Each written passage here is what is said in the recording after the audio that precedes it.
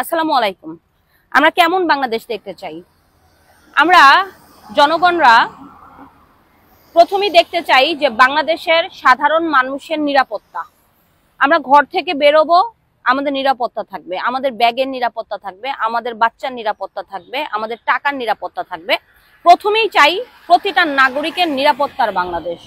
দ্বিতীয়ত যদি আমরা চাই সেটা হচ্ছে দ্রব্যমূল্য নিয়ন্ত্রণে থাকবে, বেকার মুক্ত সমাজ, বাংলাদেশের অর্থনৈতিক অবস্থা পাবে বিশ্বের কাছে সমৃদ্ধ বাংলাদেশ। তৃতীয়ত চাই যে ভালো নেতৃত্ব, দুর্নীতিমুক্ত বাংলাদেশ। কিন্তু আসলে কি আমরা তা পাচ্ছি না। আগের থেকে এখন বাংলাদেশের কি পার্থক্য আপনারা দেখেন। এখন বর্তমান বাংলাদেশের সাধারণ মানুষের নিরাপত্তা একেবারেই ক্ষুণ্ণ, মানে কম। এরপরে ধরেন স্বৈরাচার আগে ছিল, এখন নাই, এখনো কিন্তু স্বৈরাচারী ভাবটা রয়ে গেছে। তারপরে আপনার মব জাস্টিস হচ্ছে জায়গা জায়গায়, পুলিশ কাজ কম করছে। এই বাংলাদেশ কিন্তু আমরা চাই না। আমরা বাংলাদেশ চাই সুন্দর, সমৃদ্ধ, বেকার মুক্ত, অর্থনৈতিকভাবে সমৃদ্ধ, বিশ্বের কাছে উন্নত একটি বাংলাদেশ। এর জন্য দরকার একটা ভালো নেতৃত্ব। আমরা ভালো নেতৃত্ব খুঁজে পাচ্ছি না। আমরা বর্তমান ডক্টর ইউনূসকে ভেবেছিলাম যে স্যার খুবই বিজ্ঞ, বিশ্বের কাছে তার একটা মান মর্যাদা আছে, কিন্তু উনি যেভাবে পরিচালনা করছে উনাকে আরো স্ট্রং হতে হবে। উনি চোরের কয় চুরি কর, গৃহস্থের কর সজাগ থাক, এই ধরনের রাজনীতি করে সে বাংলাদেশকে সুন্দর সমৃদ্ধ বাংলাদেশ, বেকার মুক্ত বাংলাদেশ, আপনার নিরাপত্তার বাংলাদেশ দিতে পারবে না।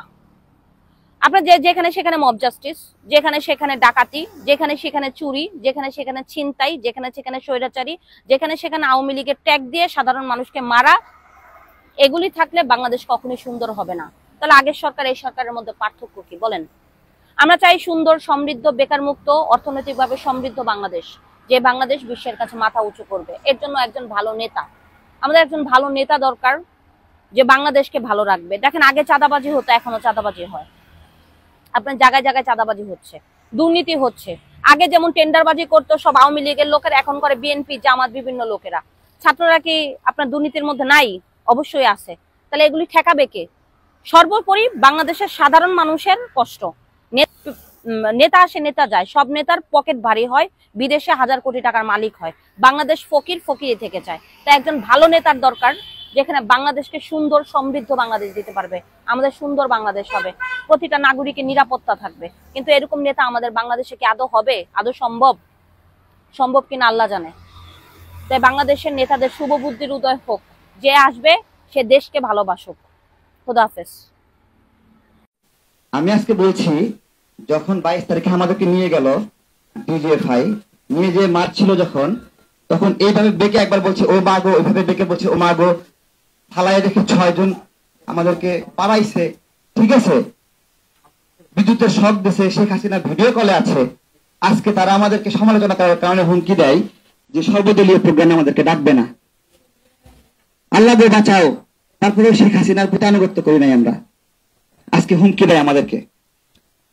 তো আমার প্রশ্ন হলো, এই জুলাইয়ের মধ্যে মানে সারা সময় মাসের পর মাস গেল ঐক্যের কথা বলে না। যখনই গদি নিয়ে আমরা টান দিই তখনই বলে ঐক্য দরকার। ঠিক আছে, যখনই নির্বাচন বলি তখন বলে ঐক্য দরকার। তো এর আগে ঐক্যের কথা মনে পড়ে না। এর আগে খালি লুটপাট 666 কোটি টাকা কর মাফ নিল, ব্যাংকের মোবাইল ওয়ালেট নিয়ে নিল, গ্রামীণ ম্যান পাওয়ার আদম ব্যবসা করবে ডক্টর ইউনূস, দালালি করবে, বিদেশে লোক পাঠাবে, সেই লাইসেন্স নিয়ে নিল। এগুলো কোনো সময় মনে পড়েনি। এগুলো যখন কখনো ঐক্যের কথা বলে, যখন আমরা টান দিছি এগুলো কেন করছেন, তখন বলছে ঐক্য লাগবে। আজকে এই জুলাই গণ অভ্যুত্থানের একজন যোদ্ধা হিসেবে বলছি, আমরা যে পরিমাণে নিপীড়িত হয়েছি, এগুলো এই জুলাইয়ের প্রথম ভাঙ্গন করছে হলো ডক্টর ইউনূস।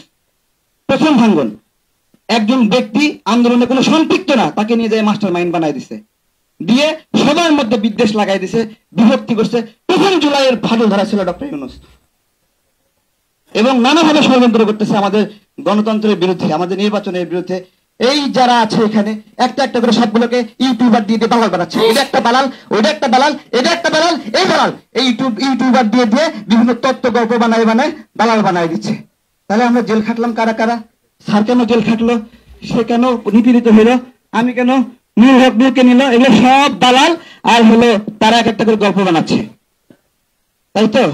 আমরা এগুলো মাঠের মধ্যে খালি ঘুরতেছে, অসুস্থ হয়ে যাচ্ছি আমরা, যে আমরা কিসের জন্য কষ্ট করছি, যে বন্দর নিয়ে ষড়যন্ত্রটা করছে।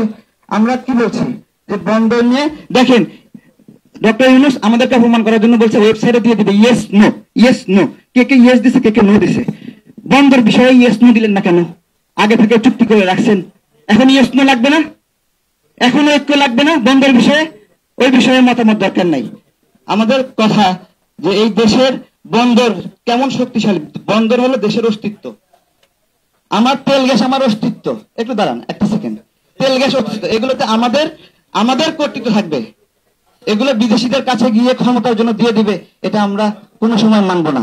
আমরা গণঅভ্যুত্থানে যেরকম জীবন ঝুঁকি রেখেছি, বাংলাদেশের সার্বভৌমত্বের ক্ষেত্রে প্রত্যেকটি ক্ষেত্রে আমরা যারা নিপীড়িত হয়েছি কোনো ছাড় হবে না। বিভিন্ন অভিমান করে লাভ নাই। এত অভিমান কিসের, এত অভিমান কিসের, কেন কিসের অভিমান করছেন? যতগুলো বিষয়ে অভিমান করছেন ওইগুলো যদি আমরা মাইনে নেই আপনার বিষয়ে। আপনাদের জন্য সাংবাদিকরা ঠিক মতো দাঁড়াতে পারছে না, আপনাদের কথার জন্য একজনের বক্তব্য ঢাকা জেলার বাইরে থেকে অনেকে এসেছেন, কারো বক্তব্য কেউ শুনতে পারেন না। আপনারা আমার বক্তব্য কেউ শুনতে পাচ্ছেন না হয়তোবা, তবে আমি আজকের এই শহীদ প্রেসিডেন্ট জিয়া রহমানের মৃত্যুবার্ষিকীতে আমি বলবো আপনারা বিসমিল্লাহর বক্তব্যটা শুনবেন।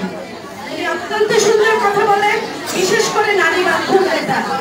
তো নারী বান্ধব নেতার কাছ থেকে আপনারা যদি শিখে যান, আগামীতে বলা যায় না নারীদের সংরক্ষিত আসনই না, শুধু উনি অনেক নারীদের মনোনয়নও নিশ্চিত করবেন।